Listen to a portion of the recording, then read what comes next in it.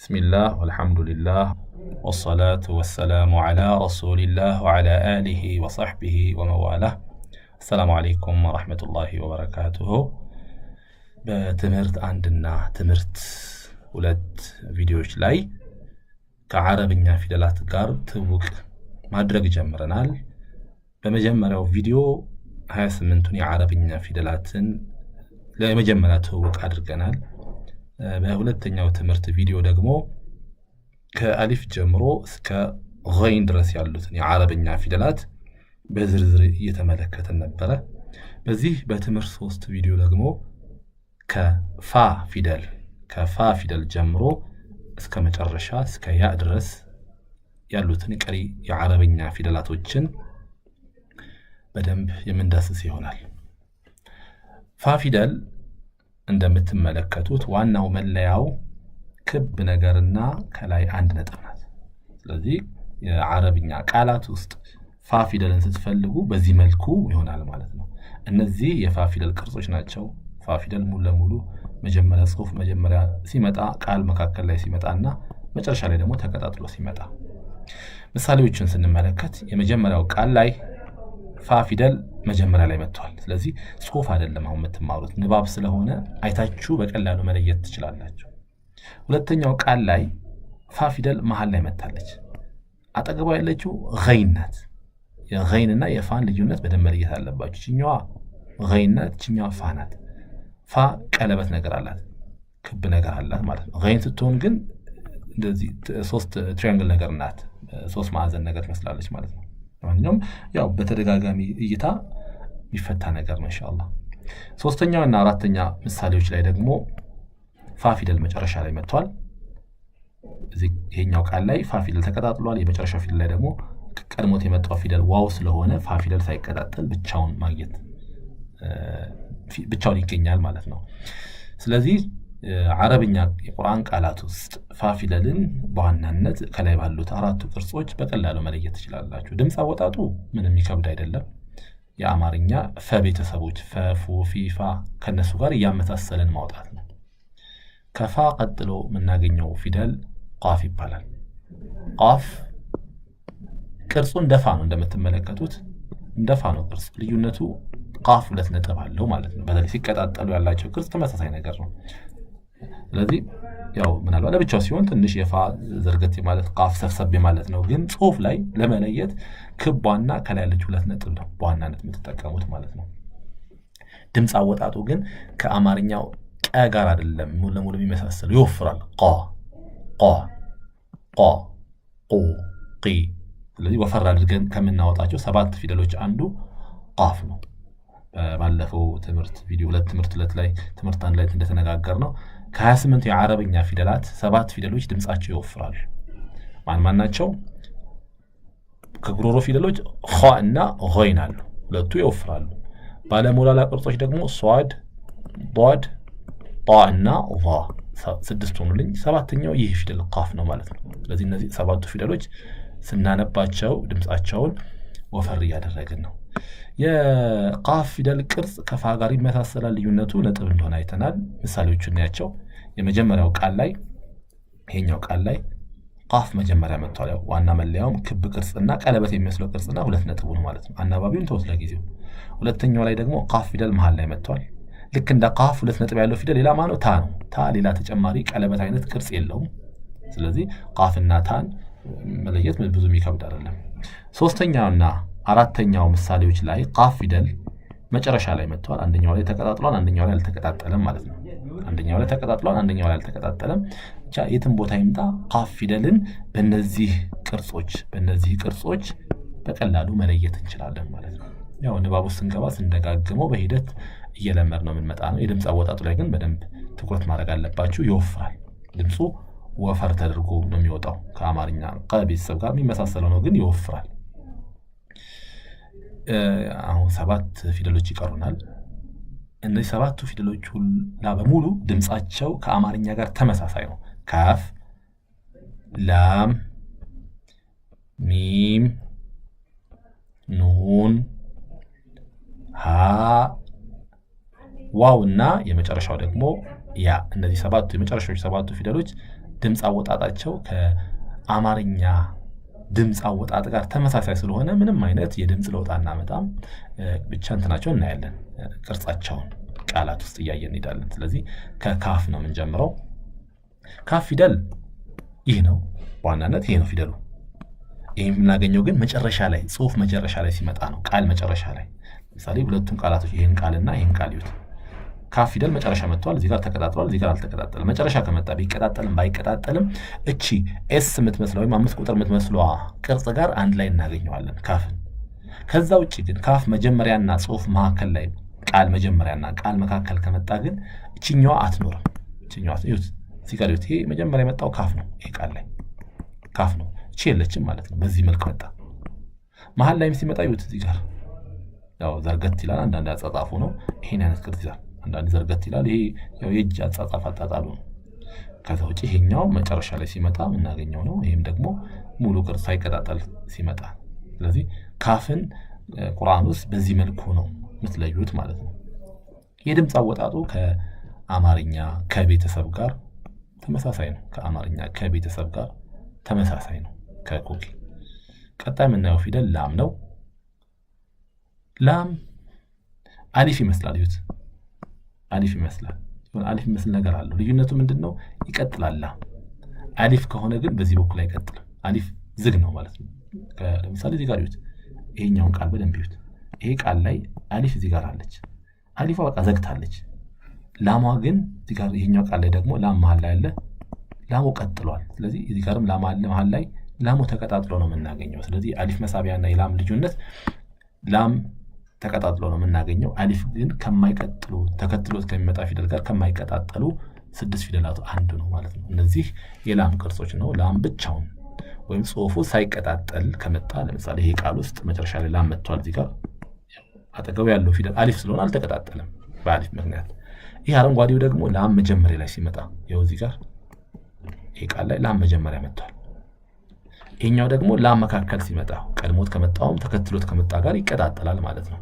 በእርግጥ ቀድሞት የመጡት እነዛ 6ቱ ፊደሎች እና አሊፍ፣ ዳል፣ ዛል፣ ራ፣ ዛይ እና ዋው ከሆኑ ሳይቀጣጠል ነው የምናገኘው። ስለዚህ ጋር ያለው ላም መሀል ላይ ከሁለቱም ጋር ተቀጣጥሏል። እዚህ ጋርም የመጀመሪያው ቃል ላይም ላም መሀል ላይ መጥቷል ማለት ነው። መጨረሻ ደግሞ ሲመጣ ይሄ ኦሬንጅ ከለሩ ደግሞ ብርቱካናማ ከለሩ ቃል መጨረሻ መጥቶ ተቀጣጥሎ ሲመጣ ሙሉ ቅርጹ እናገኛለን። ግን ቀድሞት የሚመጣው ፊደል ከተቀጣጠለ ይቀጣጠላል፣ ማይቀጣጠል ከሆነ ደግሞ እዚህ ጋር እንደምትመለከቱት ለብቻው እናገኘዋለን። ስለዚህ ላምን ጽሁፍ ውስጥ በቀላሉ በዚህ መልኩ መለየት እንችላለን። ድምፅ አወጣጡ አይከብድም። ከአማርኛ ለቤተሰብ ጋር ለሉሊ እንደ ሐረካው ነው የምናነበው። ንባብ ላይ ስንገባ የምንማረው ነው። ቀጣይ የምናየው ፊደል ሚም ይባላል። ሚም ፊደሉ ይሄ ነው። ሚም ይችላል። ጽሁፍ ውስጥ ደግሞ በእነዚህ ቅርጾች ታገኛላችሁ ማለት ነው። መጨረሻ ላይ መጥቶ ቀድሞት የመጣው ፊደል ማይቀጣጠል ከሆነ ለምሳሌ ይሄ ይሁት፣ ይሄ ቃል ውስጥ ሚም መጨረሻ ላይ መታለች። ቀድሞት የመጣው ፊደል ዋው ስለሆነ ዋው ተከትሎት ከሚመጣ ፊደል ጋር ስለማይቀጣጠል ሚም ብቻውን ሆነች ማለት ነው። ሌሎቹ ላይ ግን ሚም ተቀጣጥሎ እናገኘዋለን። ለምሳሌ ይሄኛው ቃል ላይ ሚም መጀመሪያ መጥቷል፣ መጨረሻ ላይ መጥቷል ሚም። እዚህ ቃል ላይ ደግሞ ሚም መካከል ላይ መጥቷል። እዚህ ቃል ላይ ሚም መጨረሻ መጥቷል፣ ግን ተቀጣጥሎ ነው የምናገኘው። ስለዚህ ሚምን የግድም ከነግሩ መጠበቅ የለብንም። እቺ ክቧ ነገርን ካገኘን በቀላሉ መለየት እንችላለን። የድምፅ አወጣጡ ደግሞ ከአማርኛ መቤተሰብ ጋር መሙሚ ከነሱ ጋር ተመሳሳይ የሆነ የድምፅ አወጣጥ ነው ያለው ማለት ነው። ስለዚህ ሳንቸገር ማውጣት እንችላለን። ቀጣይ የምናገኘው ፊደል ኑን ይባላል። ኑን መጀመሪያ ስንነጋገር የትምህርት አንድ ቪዲዮ ላይ ከነ ታ ከነ ሳ ከነ ባ እንዲሁም ያ መሀል ላይ ስመጣም ያ ጋር ተመሳሳይ የሆነ ቅርጽ ነው ያለው። ልዩነቱ ምንድነው? ኑን ከላይ አንድ ነጥብ ያለው። ስለዚህ የኑን ዋና መለያ ነጥቧ ናት። ጽሁፍ ውስጥ ነጥብ ነው፣ ሌላ ተጨማሪ ቅርጽ የለውም። ያ መጀመሪያ ሲመጣ፣ መካከል ሲመጣ፣ መጨረሻ ሲመጣ እነዚህን ቅርጽ ይዛል። ለምሳሌ እዚህ ጋር ይዩት፣ አንድ ነጥብ ኑን ላይ አለ፣ ዛል ላይ አለ። የዛል ቅርጽ ግን ያስታውቃል፣ አይቀጣጠልም። ዛል ኑና ግን ተቀጣጥላለች። ስለዚህ ነጥብ አንድ ብቻ ነው ያለ። ዛል ግን ሙሉ ይሄ ቅርጿ ሳይቀጣጠል እናገኘዋለን። ስለዚህ የመጀመሪያው ኑን ነው፣ ሶስተኛው ፊደል ደግሞ ዛል ነው ማለት ነው። ሁለተኛው ቃል ላይ ኑን መሀል ላይ መታለች። ኑን ሸዳማ ፈትሐ ያላት አናባቢው ለጊዜው ተውት። ስለዚህ ኑን ነጥቧን ነው የምትከተሉት። ሶስተኛው ቃል ላይ ኑን ተቀጣጥላ ከያ ጋር ተቀጣጥላ መጨረሻ ላይ መታለች። አራተኛው ቃል ላይ ደግሞ ኑን መጨረሻ ላይ ሳትቀጣጠል መታለች። ስለዚህ የኑን ዋና መለያ አንድ ነጥብ ነው። በእርግጥ ቁርአን ውስጥ አንድ ነጥብ ያላቸው ፊደላቶች 8 ናቸው። አንድ ነጥብ ያላቸው ፊደላቶች 8 ከላይ አንድ ነጥብ። ስለዚህ ከላይ ከመጀመሪያ ብንጀምር ከላይ አንድ ነጥብ ያለው ፊደል ማለት አለ ኸ ከላይ አንድ ነጥብ አለው 1 ዛል ከላይ አንድ ነጥብ አለው 2 ዛይ ከላይ አንድ ነጥብ አለው 3 ዷድ ከላይ አንድ ነጥብ አለው 4 ዛ ከላይ አንድ ነጥብ አለው 5 ገይን ከላይ አንድ ነጥብ አለው 6 ፋ ከላይ አንድ ነጥብ አለው 7 የመጨረሻው ኑን ከላይ አንድ ነጥብ አለው። ስለዚህ አረብኛ ጽሑፍ ፊደላት ውስጥ ከላይ አንድ ነጥብ ያላቸው ፊደላት 8 ናቸው። ስለዚህ በነጥቡ ብቻ የሚለየው ማን ነው? ኑን ነው። ሌሎቹ ግን ከነጥባቸው በተጨማሪ ሌላ የሰውነት ቅርጻቸውን እያየን ነው የምንለየው ማለት ነው። በአረብኛ ፊደላቱ ውስጥ ከላይ 2 ነጥብ ያላቸው 2 ፊደል ብቻ ናቸው። ማና ማን? ታ እና ቃፍ፣ ሌላ የለም። በአረብኛ ጽሑፍ ውስጥ ከላይ 3 ነጥብ ያላቸው 2 ፊደል ናቸው። ማና ማን? ፋ እና ሺን፣ ሌላ የለም። በአረብኛ ጽሑፍ ውስጥ ከታች 1 ነጥብ ያላቸው 2 ፊደል ብቻ ናቸው። ማና ማን? ባና ጂም፣ ሌላ የለም። በአረብኛ ጽሑፍ ውስጥ ከታች 2 ነጥብ ያለው 1 ፊደል ብቻ ነው፣ ያ ብቻ ነው። ስለዚህ 1 ነጥብና ከታች 1 ነጥብና ከላይ 2 ነጥብ ወይ 3 ነጥብ ወይ ከታች 2 ነጥብ ፊደሎች ውስን ናቸው። ባለ 1 ነጥብ ግን ብዙ ናቸው፣ 8 ናቸው ማለት ነው። ባለ 1 ነጥብ 8 ናቸው። ስለዚህ 8 10 አጠቃላይ ከ28ቱ የአረብኛ ፊደላት ውስጥ 15ቱ ባለ ነጥብ ናቸው። የተቀሩት 13ቱ ነጥብ የላቸው ማለት ነው። ከ15ቱ ባለ 1 ነጥቦቹ 8 ናቸው። ኸ፣ ዛል፣ ዛይ፣ ዷድ፣ ዛ፣ ገይን፣ ቃ፣ ፋ እና ኑን 8 ባለ 1 ነጥቦች አሉ። ከላይ 2 ነጥብ ያላቸው 2 አሉ፣ 10 ሆኑ። ከላይ 3 ነጥብ ያላቸው 2 አሉ፣ 12 ሆኑ። ከታች 1 ነጥብ ያላቸው 2 አሉ፣ 14 ሆኑ። ከታች 2 ነጥብ ያለው ያ ፊደል አንድ አለ። አጠቃላይ 15 ፊደሎች ናቸው ነጥብ ያላቸው። የተቀሩት 13ቱ ነጥብ የላቸው ማለት ነው። 13ቱ ነጥብ የላቸው። ነጥብ የሌላቸው ፊደሎችን ለመጻፍ ያክል ከላይ ስንጀምር የመጀመሪያው አሊፍ እናገኛለን። ነጥብ የሌላቸው ፊደሎች 13 ናቸው። ከላይ ስንጀምር የመጀመሪያው ፊደል ነጥብ የሌለው ማን ነው? አሊፍ ነው። አሊፍ አለ፣ ሐ አለ፣ ከጅም ቀጥሎ ያለው ዳል አለ፣ ራ አለ፣ ሲን አለ፣ ሷድ አለ፣ ጣ አለ፣ ዓይን አለ፣ ከዛን ካፍ አለ፣ ላም አለ፣ ሚም አለ፣ ሀ አለ፣ ወው አለ። 1 2 3 4 5 6 7 8 9 10 11 12 13 ሆኑ። እነዚህ ፊደሎች ነጥብ የላቸው። የተቀሩት 18ቱ ቅድም ያየናቸው 18ቱ ግን ነጥብ አላቸው። ነጥብ ካላቸው ፊደሎች በብዛት ነጥብ ያላቸው የትኛው ነጥብ አይነት ነው? ከላይ 1 ነጥብ ያለው ነው፣ እንደ ኑን። ስለዚህ ነጥቧን ብቻ መገለጫ የሆነችላት ግን ለማን ነው? ለኑን ነው። የኑን ድምፅ ከአማርኛ እና ቤተሰቦች ጋር ተመሳሳይ ነው። ነኑኒ ተመሳሳይ ነው። ስለዚህ አማርኛ ተናጋሪ ምንም ሳይቸገር ድምፁን ማውጣት ይችላል ማለት ነው። ቀጣይ የምናገኘው ፊደል ሀ ነው። ሀ ይሄ ከአማርኛው ሀሌታው ሀ አማርኛ ላይ ከምናውቀው ድምፅ ሀ ቤተሰቦች ጋር ተመሳሳይ ድምፅን ከዚህ ነው የምናገኘው። ሀ ፊደል ጽሑፍ መጀመሪያ ቃል መጀመሪያና ቃል መካከል ላይ ሲመጣ ይህን አይነት ቅርጽ አለው። ይሁት በዚህ ቃል ውስጥ ሀ መጀመሪያ መጥቷል። በዚህ ቃል ውስጥ ደግሞ ሀ መካከል ላይ መጥቷል። ሀ መካከል ላይ መጥቷል። መጨረሻ ሲመጣ ግን እቺ ባለ ክቧ ወይም ደግሞ የተያያዘች ክብ ትሆናለች ማለት ያው ቀድሞት የመጣው ፊደል የሚቀጣጠል ከሆነ ይሄን ቅርጽ ይዛል። ቀድሞት የመጣው ፊደል ደግሞ እንደነ አሊፍ፣ ዳል፣ ዛል፣ ራ፣ ዛይ እና ወው የነዚህ ቤተሰብ ከሆነ ደግሞ ይሄኛውን ክብ ይዛል ማለት ነው። ይሁት የመጨረሻውን ቃል ይሁት። ይሄ ቃል ላይ መጨረሻው ቃል ላይ መጨረሻ የመጣችው ፊደል ሀ ናት። ሀ ክቧ ሀ ብቻውን ሆናለች። ምክንያቱም ቀድሟት የመጣችው ፊደል ማን ስለሆነች? ራ ስለሆነች ማለት ነው። ከሷ በፊት ያለው ፊደል ላይ ግን ሀ ተያይዟል። ምክንያቱም ባን የመጣው። ስለዚህ እነዚህን ቅርጾች የአረብኛ ቃላት ውስጥ ቁርአን ውስጥ ስታገኙ ፊደሉ ማን ነው? ሀ ነው። በአናባቢ መሰረት ታነቡታላችሁ። በአናባቢ ፈትሐ፣ ከስራ፣ ضማ፣ ስኩን ሊሆን ይችላል። እሱን ንባቡ ስንገባ የምናየው ነው። ስለዚህ ከቀጣይ ትምህርት በኋላ ቀጥታ ወደ ንባብ ትምህርት ነው የምንገባው። እስካሁን ያየናቸውን ፊደሎች በአናባቢዎች ማንበብ እንጀምራለን ማለት ነው። ስለዚህ ድምፅ አወጣጡ የአማርኛ ሀ ቤተሰብ ሀሌታው ኃይሉም ሀ ሁ ሂ። ስለዚህ አማርኛ የሚናገር ሰው ምንም ሳይቸገር ድምፁን ያወጣል ማለት ነው። ይህ ፊደል ዋው ይባላል። ዋው ሁሌ ቅርጹን በዚህ መልክ ነው የምናገኘው። የትም መጀመሪያ ይምጣ እዩት፣ ይሄ ቃል ላይ መካከል ላይ ይምጣ፣ መጨረሻም ተቀጣጥሎ ሳይቀጣጠልም ይምጣ፣ ዋው ሁሌ ይሄንን ቅርጽ እንደያዘ ነው። ምክንያቱ ምንድነው? ተከትሎት ከሚመጣ ፊደል ጋር ስለማይቀጣጠል ቅርጹ አይቀየርም፣ አይለወጥም። ቀድሞት ከመጣ ጋር ከመጣ ይቻት እንደዚህ ቀድሞት ከመጣ ጋር ይቀጣጠላል። ስለዚህ ዋው ፊደልን ቁርአን ውስጥ መለየት አይከብድም። ዋው ደግሞ ተከትሏቸው ከሚመጡ ፊደላት ጋር ከማይቀጣጠሉ 6 ፊደላት አንዱ ነው። ከነማን? አሊፍ፣ ዳል፣ ዛል፣ ራ፣ ዛይ እና ዋው። ከነዚህ ስብስብ ውስጥ አንዱ ማን ነው? ዋው ነው። ስለዚህ ዋውን ምንም ሳንቸገር ቁርአን ውስጥ መለየት እንችላለን። ድምፅ አወጣጡም አማርኛ ወ ቤተሰብ ድምፅ አለ አይደል? ወዊ ከሱ ጋር ተመሳሳይ ነው ስናነበው። ቀጣይ ክላስ ጀምሮ ከትምህርት አራስ ጀምሮ ወደ ንባብ እንገባለን፣ ፈትሐን እንጀምራለን። ስለዚህ አነባቡ ቀላል ነው ማለት ነው። የዋው የመጨረሻው ፊደል ያ ይባላል። ከ28 የአረብኛ ፊደል 28ኛው ፊደል ያ ነው። በዋናነት ያ መለያው ቅርጹ ነው። እቺን ቅርጿን ካገኘን መለያ መጨረሻ ሲመጣ ማለት ነው። ካለበለዚያ ግን ከታች ያለ 2 ነጥብ ዋናው መለያው ነው። ጽሁፍ ላይ መጀመሪያና መካከል ላይ ሲመጣ ሌላ ቅርጽ የለውም። ይሄ አረንጓዴውንና ሰማያዊውን ካያችሁት ያ ፊደል መጀመሪያና መካከል ሲመጣ ነው ማለት ነው።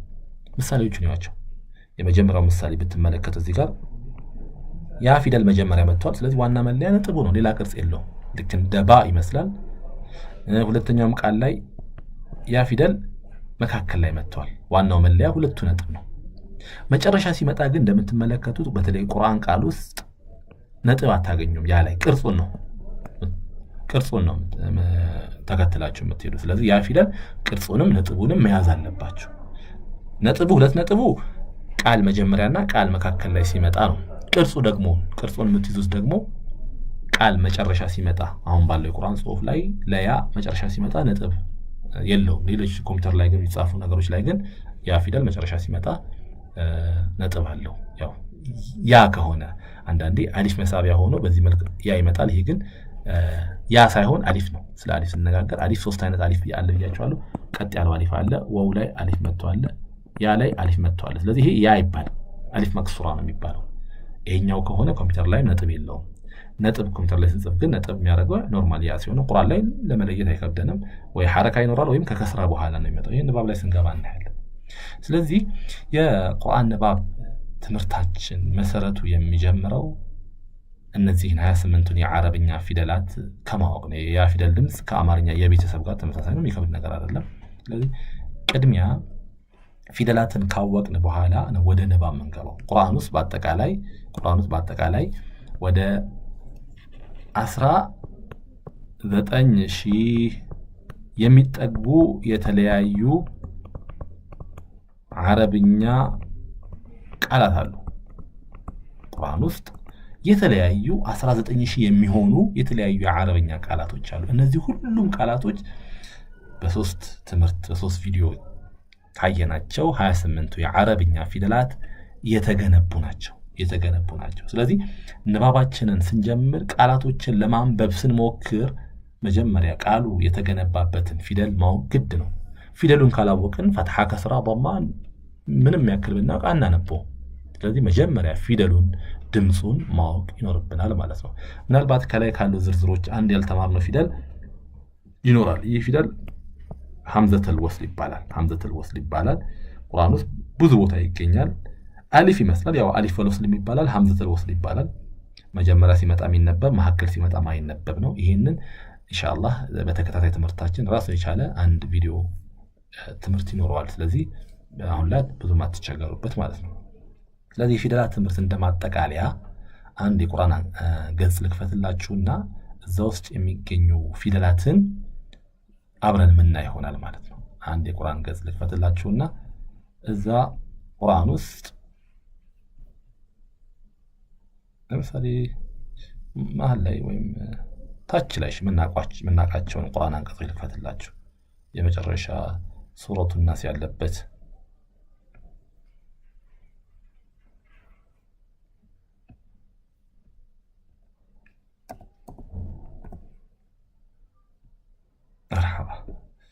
ይሄ ሱረቱል ኢኽላስ፣ ሱረቱል ፈላቅና ሱረቱል ናስ ለማንበብ ስንሞክር ያው በሽምደዳ ጀማሪ የሆነ ሰው ቁርአን ሰላት ሲሰግድ የሸመደደው ሊሆን ይችላል። ግን አሁን ወደ ንባብ ስንገባ እስቲ ቃል በቃል እያየን ፊደሎችን እያየን እንምጣ።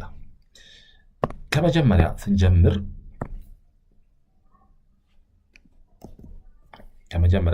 እሺ ወደ ላይ ከፍ አድርገው። እሺ ቢስሚላሂር ረህማኒር ረሂም ልተው። ከዚህ ጀምር። እዚህ ጋር ቃፍ አለች፣ ከዛ ላም አለ፣ ሁለተኛው ላይ ሃ አለ፣ ወው አለ።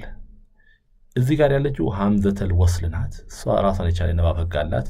አሊፍን ትመስላለች፣ ግን መሀል ላይ ስትመጣ ማትነበብ፣ መጀመሪያ ስትመጣ የምትነበብ ፊደል ናት። ስለራሷ ስለ ሐምዘተል ወስል ራሱን የቻለ ንባብ አለ። እዚህ ጋር ሁለት ላሞች አሉ፣ ሁለት ላሞች ሁለቱም ተቀጣጥለው። ከዛ እዚህ ጋር ሃ አለ። የትኛው ሃ? ይሄኛው ሃ መጨረሻ ስለመጣ ማለት ነው። ከዛን ያሉት ሶስቱ ፊደላት ቀጣይ ላይ ቃል ላይ ያሉ ሶስቱ ፊደላት ይሄኛው አሊፍ ወይም ሐምዛ የሚነበበው እቺ ሐምዝ ካለች ሐምዛ ናት። ያው አናባቢ ምልክት አብሮት አለ ማለት ነው። ይሄ ደግሞ ከጂም ቀጥሎ ያለው ነጥብ የሌለው ሐ የሚባለው ፊደል ነው። ይሄኛው ዳል ነው። ወደ ሁለተኛው አንቀጽ ስንሄድ ይቺኛው ሐምዘተል ወስል ናት። አሊፈል ወስልም ማለት ይቻላል። አሊፍን ብትሉት ችግር የለውም። ያው አናባቢ ህጉን ትምህርት ላይ ስንገባ እናየዋለን። ከዛ እዚህ ጋር ሁለት ላሞች አሉ። ላም እቺ ሃ አለች። መልሶ ሐምዘተል ወስል መሃል ላይ መጣች። ከዛስ እዚህ ጋር ላም አለች፣ ሷድ አለ፣ ሚም አለ፣ ዳል አለ። ፊደሉን ለዩ። አሁን አናባቢዎቹ እንዴት እንጠቀማቸዋለን? ቀጣይ ተከታታይ ትምህርቶች ላይ ከትምህርት 4 ጀምሮ የምናየው ቀላል ነው። ዋናው ትልቁ ስራ ፊደል መለየት ላይ ነው። ወደ ሶስተኛው አንቀጽ ስንመጣ ደግሞ የመጀመሪያው ቃል ላይ የምናገኛቸው ፊደሎች ላም እና ሚም ናቸው። ላም እና ሚም። ሁለተኛው ቃል ላይ ደግሞ ከታች ሁለት ነጥብ ያለው ፊደል ማን ነው? ያ። ከዛስ እቺኛው አሊፍ የምትመስለው የተቀጣጠለችው ፊደል ማናት? ላም። ቀጥ ያለችው ደግሞ ቆልመም ያለችው ቅርጽ ያላት እቺ ፊደል ዳል ናት። ያ፣ ላምና ዳል አናባቢ ምልክቱን ቀጣይ ትምህርቶች ላይ የምናይ ይሆናል። ወደ ሶስተኛ አንቀጽ አልጨረስንም። ወደ ታች ስንሄድ እዚህ ጋር ደግሞ ዋው አለ። ዋው ስንነጋገር ተከትሎት ከሚመጣ ፊደል ጋር አይቀጣጠል። ለዛ ብቻውን የሆነው መጀመሪያ ስለመጣ ንባብ ቃል መጀመሪያ ላይ። ይሄ ደግሞ ላም ነው። አሊፍን ይመስላል ግን ተቀጣጥሏል። ይሄኛው ፊደል ሚም ነው። ቀጣይ ቃል ላይ ስንሄድ እቺኛው ያ ናት። ከታች ያላት ሁለት ነጥብ ዋና መለያዋ ነው። አጠገባ ያለችው ዋው ናት። ዋው አትቀጥልም። ከዛ ላም አለ፣ ዳል አለ። ከእንደገና ይሄም ዋው አለ፣ ላም አለ፣ ሚም አለ። እቺ ደግሞ ከታች ሁለት ነጥብ ያላት ፊደል ብቸኛ ፊደል ማናት? ያ ናት። ያ ፊደል መጀመሪያና መሃል ስትመጣ ዋና መለያዋ ነጥቡ ነው። ካፍ አለ፣ ኑን አለ። እዚህ ጋር ደግሞ ሁለት ፊደሎች አሉ። ማን? ላምና ሃ። አሊፍ አይቀጥልም። አሊፍ ቢሆን ኖሮ አይቀጥልም ነበር። ላም ነው እና አናባቢ ምልክትም አለው ላም። ይሄ ደግሞ ካፍ ፊደል ስንነጋገር እቺ የካፍ ላይ የሆነ ኤስ የምትመስል ቅርጽ አለች። ካፍ ላይ ኤስ የምትመስል ቅርጽ አለች። እሷ መጨረሻ ስትመጣ ብቻ ነው። መጀመሪያ ከመጣ ይሄ አይነት ቅርጽ ነው ካፍ የሚኖረው። ካፍ ነው ይሄ ፊደል ማለት ነው። ስለዚህ ካፍ አለ። ከካፍ ቀጥላ ያለችው ፊደል ደግሞ ክብ ሆና ከላይ አንድ ነጥብ ያላት ፊደል ማለት ፋ ናት። ከቃፍ አጠገብ ያለችው። ከዛን ወው አለ፣ አሊፍ አለች። እዚህ ጋር አሊፍ አለች። የመጨረሻው ሐምዛ ወይም የሚነበበው አሊፍ፣ ሃ እና ዳል ማለት ነው። ስለዚህ ቃላቶችን የማንበብ ስራችን ጅማሮ ፊደላትን ማወቅ ነው ማለት ነው። ወደ ሁለተኛው ወደ ሱረቱል ፈላቅ ስንሄድ ደግሞ ሱረቱል ፈላቅ ቢስሚላሂር ረህማኒር ረሂም ልተው። ይሄም ልክ እንደቀድሞ የመጀመሪያው ፊደል ቃፍ አለ፣ ሁለተኛው ፊደል ላም፣ ቃፍና ላም። ከዛስ የሚነበበው አሊፍ፣ አይን፣ ዋውና ዛል ቆልመም ያለችዋ ዳል የምትመስሏ ነጥብ አላት። ከዛስ እዚህ ቃል ላይ ሁለት ባዎች አሉ። አንድ ባ መጀመሪያ፣ ሌላ ባ መጨረሻ። መሀል ያለችው ደግሞ ያልተቀጣጠለችው ማናት? ወይም ተከትሏ ከመጣ ፊደል ጋር ያልተቀጣጠለችው ራ ትባላለች ማለት ነው። ከዛን ሐምዘተል ወስል አለ። ይሄ መሀል ላይ ማይነበብ ነው፣ ለብቻው ህግ አለው፣ እንማራለን። ላም አለ፣ ፋ አለ፣ ላም አለ፣ ቃፍ አለ። ወደ ሁለተኛው አንቀጽ ስንሄድ ሱረቱል ፈላቅ ላይ ወደ ሁለተኛው አንቀጽ ስንሄድ ሚምና ኑን፣ ሺንና ራ። እዚህ ጋር ሚም ብቻ አይደለም አሊፍም አለው። አሊፍ አይቀጥልም። ሚምና አሊፍ። እዚህ ጋር ሶስት ፊደሎች አሉ። ከጂም ቀጥሎ ከሃ ቀጥሎ ያለው ፊደል ኸ የሚወፍረው ፊደል። ከዛን ላም አለ። ከዛን ቃፍ፣ ቃፍም ይወፍራል። ኸ፣ ላምና ቃፍ። ወደዚህ ስንሄድ ደግሞ ሶስት ፊደሎች አሉ። ወው፣ ሚምና ኑን። ይሄኛውስ ሺንና ራ። እዚህ ጋር ሁለት ፊደሎች ናቸው፣ ገይንና አሊፍ። አሊፍ መሳቢያ ማለት ነው። አሊፍ መሳቢያ ጋ እንማራለን። ስለ አሊፍ መሳቢያ ራሱን የቻለ ትምህርት አለ። አሁን ፊደል ብቻ ለዩልኝ። ሲን አለ፣ ቃፍ አለ። ከዛስ አሊፍና ዛል። ከዛል ቀጥሎ ያለችው ደግሞ አሊፍ መሳቢያ ናት። እቺኛው አሊፍ የምትነበበው አሊፍ ናት፣ ሐምዛ የምትባለው። ይሄኛው ግን አሊፍ የሚባለው መሳቢያ አሊፍ የሚባለው ማለት ነው። ስለዚህ ሁለቱ ይለያያሉ። ሐምዛ እንደምትመለከቱት አናባቢ ምልክት አለው። እቺ አሊፍ ግን ምንም የላትም። ሁሌ ከፈትሐ በኋላ እየመጣች ስራዋ መሳብ ነው። እዚህ ቃሉ 3 ፊደሎች አሉ። ዋው አለ፣ ቃፍ አለ፣ ባ አለ። ወደ አራተኛው አንቀጽ እንሄድ። የመጀመሪያዎቹ 3 ፊደላቶች ዋው፣ ሚምና ኑን ናቸው። ከዛስ ሺንና ራ አለ፣ ሐምዘተል ወስል አለ። ከዛስ ከላይ ነጥብ ያላት ብቸኛ ፊደል ማናት? ማለት ሌላ ቅርጽ የሌላት ባለ ነጥቦች 8 ናቸው። እቺኛዋ ኑን ናት፣ እቺ ፋ ናት። ከላይ 3 ነጥብ ያላት ቅርጽ የሌላት ሌላ ጥርስ ነገር የላት ፋ ናት። ጥርስ ቢኖራት ኖሮ ሺን ትሆን ነበር። ከዛን ታለች። እቺኛዋ ደግሞ 2 ፊደሎች ናቸው ሲቀር ፋ እና ያ። ያው ግን እንደ መሳቢያ ነው የሚያገለግለው። ፋ እና ያ፣ ሐምዘተል ወስል፣ ላም፣ አይን፣ ቃፍና ዳል። የመጨረሻው አንቀጽ 5 ላይ ሱረቱል ፈለቅ ላይ እንደምትመለከቱት የመጀመሪያው ቃል ላይ 3 ፊደሎች አሉ። ዋው፣ ሚምና ኑን። ከዛስ ሺንና ራ። ከዛስ ሐ ከነ አሊፍ፣ ሐና አሊፍ ሳብ ያደርገዋል እንማራለን። ሲንና ዳል። እዚህ ጋርስ የምትነበበው አሊፍ ወይም ሐምዛ፣ ዛልና አሊፍ። አሊፏ መሳቢያ ናት። ቀጣይ መጨረሻው ደግሞ ሐ፣ ሲንና ዳል ማለት ነው። ሶስተኛው እዚህ ገጽ ላይ ያለው ሱረቱ ናስ ነው። ሱረቱ ናስ ለሌሎቹም ነው። የመጀመሪያው አንቀጽ ስናይ ቃፍና ላም አለ። ከዛስ አሊፍ፣ አይንና ዋው፣ ዛል አሉ። እዚህ ጋር ደግሞ 2 ባዎችና መሃል ላይ ራ አለ። ሐምዘተል ወስል አለ። ላም አለች እዚህ ጋር። ኑን እዚህ ጋር አለች። አሊፍ አለች እዚህ ጋር። አሊፍ ማትነበበው አሊፍ መሳቢያ። ከዛን ሲን። ወደ ሁለተኛው ስንሄድ ሚም፣ ከሚም ቀጥሎስ ላም፣ ከላም ቀጥሎስ ካፍ። ካፍ መጨረሻ ላይ ስትመጣ ነው ሙሉ ቅርጿን የምትይዘው ማለት ነው እንደምትመለከተው። ስለዚህ ሚም፣ ላምና ካፍ። ይህ ሐምዘተል ወስል ነው። ከዛስ ላም አለች፣ ኑን አለች፣ አሊፍ አለ፣ ሲን አለ። ቀጣይስ አሊፍ የሚነበበው አሊፍ ወይም ሐምዛ የሚባለው ከታች አለ። ላም አለች ደግሞ ማትነበበው አሊፍ በትንሽም ትመጣለች። ስለ አሊፍ ያለውን ትምህርት ቪዲዮ 2 ላይ በደንብ ማግኘት ትችላላችሁ። ሀ አለች። ከዛን ሐምዘተል ወስል አለ፣ ላም አለ፣ ኑን አለ፣ አሊፍ መሳቢያ አለ፣ ሲን አለ። ወደ አራተኛው አንቀጽ ስንሄድ ደግሞ የመጀመሪያው ቃል ላይ ሚምና ኑን አሉ። ሁለተኛው ቃል ላይ ሺንና ራ አሉ። ከዛስ ሐምዘተል ወስል፣ ከዛስ ላም። አሊፍ አይደለችም ቀጥላለች። ከዛስ ዋው ሁሌ አትቀጥልም ተከትሏት ከሚመጣ ጋር። ከዛስ ከእንደገና ሲንና ዋው፣ ከዋው ቀጥሎ አሊፍ፣ ከአሊፍ ቀጥሎ ሲን፣ ከዛን ሐምዘተል ወስል መጣ። ይሄ በጣም ይደጋገማል። ላም አለ፣ ኻ አለ፣ ኑን አለ፣ አሊፍ አለ፣ ሲን። እዚህ ጋር እንደምትመለከቱት ሐምዘተል ወስል ጀምርና ላም አለ፣ ዛል አለ፣ ያ አለ። ያ መጨረሻ ስትመጣ ነጥብ የላትም ብያቸዋለሁ። ቁርአን ላይ ቅርጿን ብቻ ነው መለየት ያለባችሁ ማለት ነው።